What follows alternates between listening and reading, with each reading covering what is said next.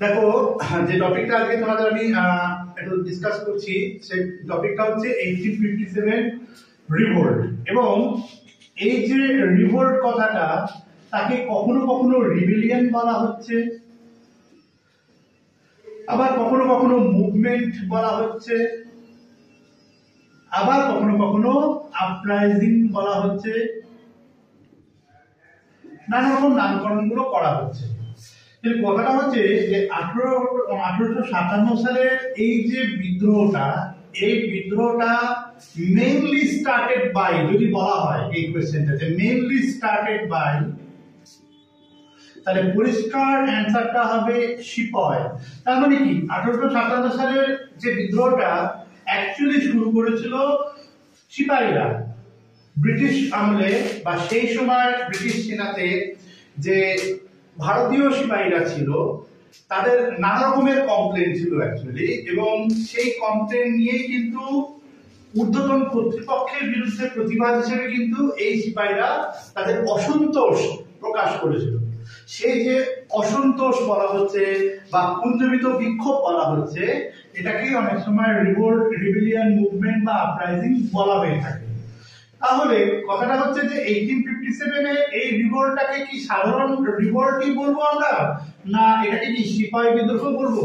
তো দেখো, এর নেচার নিয়ে নানা ঐতিহাসিক নানা কথা বলছেন, কিন্তু অ্যাকচুয়ালি একদম আপডেট ভার্সন অনুযায়ী এবং 2025 সালের স্টার্টিং এ এই কথাটা বলে যাচ্ছি যে এই বিদ্রোহটাকে মেইনলি 1857 গ্রেট রিভোল্ট বলা হচ্ছে। কথাটা হচ্ছে why not সিপাহী, বিকজ স্টার্টিং বাই দ্য সিপাহীজ। অবশ্যই সিপাহীরা স্টার্ট করেছিল বটে, কিন্তু সমাজের নানা শ্রেণীর মানুষ, যেমন রানী লক্ষ্মীবাই থেকে শুরু করে, নাতিয়া টুপি থেকে শুরু করে, নানা সাহেব রয়েছেন, কুনওয়ার সিং বলে একজন বিহারের জমিদার রয়েছেন, এরকম আরো অনেকে রয়েছেন। তারা তাদের পার্সোনাল কারণ নিয়ে বিভিন্ন এলাকায় এই বিদ্রোহটাকে এগিয়ে নিয়ে গিয়েছিল, বা বিদ্রোহটা বা প্রজ্বলিত অসন্তোষ বা বিক্ষোভ প্রদর্শন করেছিলেন বটে।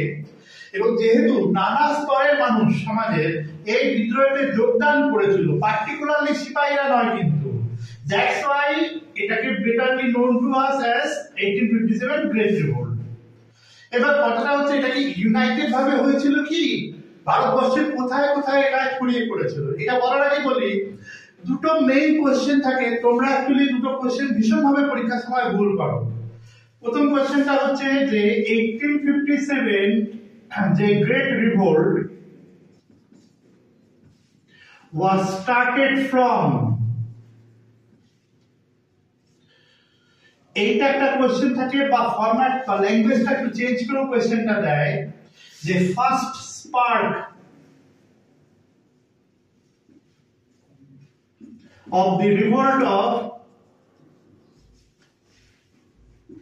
1857 was started by, কোন জায়গা থেকে? তাহলে এখানে সরাসরি অ্যানসারটা হচ্ছে ব্যারাকপুর। তো তোমাদের জ্ঞাতার্থে আমি একটা কথা বলতে চাই, সেটা হচ্ছে যে কোন রকম কটকটানি বা কমপ্লেক্সিটিতে যাওয়ার দরকার নেই। এটা কিন্তু একটা ভেরি সিম্পল একটা কোয়েশ্চেন, যে পরিষ্কার জিজ্ঞেস করছে যে 1857 সালের যে মহাবিদ্রোহটা রয়েছে, এই মহাবিদ্রোহটা অ্যাকচুয়ালি ভারতের কোথা থেকে স্টার্ট হয়েছিল? পরিষ্কার করবে ব্যারাকপুর। কিন্তু আনঅফিশিয়ালি বলে রাখি যে এটা অ্যাকচুয়ালি পশ্চিমবঙ্গের বর্তমান যে বহরমপুর, সেই সময় এটাকে বলা হতো বেরহামপুর বলে। তো বেরহামপুর থেকে এটা স্টার্ট হয়ে ব্যারাকপুরে এসে পৌঁছায়। বেরহামপুরটা খুবই নমিনাল, খুবই মানে ন্যাচুরাল, মানে নর্মাল একটা বিদ্রোহ, সেইভাবে এটা ইম্প্যাক্ট সৃষ্টি করতে পারেনি। ব্যারাকপুরটা কেন বিখ্যাত? কারণ এর সাথে মঙ্গল পাণ্ডের কথাটা যুক্ত আছে। তিনি কিন্তু 1857 সালে মহাবিদ্রোহের প্রথম হচ্ছে শহীদ বলা হয় মঙ্গল পাণ্ডে। দ্যাটস ওয়াই ব্যারাকপুর নামটা বা অপশনে ব্যারাকপুর থাকলে এটাই হবে অরিজিনাল অ্যান্সার। আরেকটা কোশ্চেন এর সাথে জিজ্ঞেস করবে, সেটা হচ্ছে যে একদম এইরকম পুরো পরীক্ষার ভাষায় জিজ্ঞেস করছি। আমাদের টিচারদের অনেক সময় সমস্যা হয়ে যায়, আমরা অনেক সময় মন গড়া কোশ্চেন তো বানিয়ে ফেলি, যেটার সাথে ছেলে মেয়েরা কিন্তু অরিজিনাল পরীক্ষার সাথে কোন রকম মিল পায় না। এটাই হচ্ছে তাদের মেইন প্রবলেম। তো সেই কারণে আমার মনে হয় যে একটা পিওয়াই কে একটা কোশ্চেন আমি দেখছিলাম, ওখানে দেখাচ্ছে যে actual revolt was started from. এবার দেখো অ্যাকচুয়াল কথাটা কেন বলা হবে, কারণ মনে রাখবে যে এখানে শুধু মঙ্গল পাণ্ডের একটা বিক্ষোভ, মঙ্গল পাণ্ডের মধ্যেই এই বিক্ষোভটা সীমাবদ্ধ ছিল। মঙ্গল পাণ্ডে ধরা পড়ার পরে কিন্তু এই বিক্ষোভটা চলেনি, আনঅর্গানাইজ ভাবে হয়েছিল ব্যারাকপুরে। কিন্তু এইটাকে যদি বলা হয় যে অর্গানাইজড উপায়ে, এবং এটা সত্যিকারের একটা রিবেলিয়ন বা মুভমেন্ট বা রিভোল্টের স্তরে চলে যায়, তাহলেই কিন্তু এই অ্যাকচুয়াল কথাটা আসছে। সুতরাং actual revolt was started from যদি জিজ্ঞেস করে, তাহলে কিন্তু ব্যারাকপুর অ্যান্সার হবে না। এখানে অবশ্যই হবে মিরট বা মেরঠ বলে এখন যেটা বলা হয় ইউপি। এই মিরাট থেকেই বিদ্রোহটা অ্যাকচুয়ালি দিল্লিতে চলে যায়। কিভাবে চলে যায় না, মিরাটের যারা বিদ্রোহী রয়েছে তারা দিল্লি অভিমুখে যাত্রা করে, ব্রিটিশদের বিরুদ্ধে একটা প্রতিবাদ ঘোষণা করে, এবং সেই সময় যে লাস্ট মুঘল রুলার ছিলেন বাহাদুর শাহ জাফর বা দ্বিতীয় বাহাদুর শাহ, তাকে এম্পেরর অফ হিন্দুস্তান এই উপাধিটা দেয়, এম্পেরর অফ হিন্দুস্তান।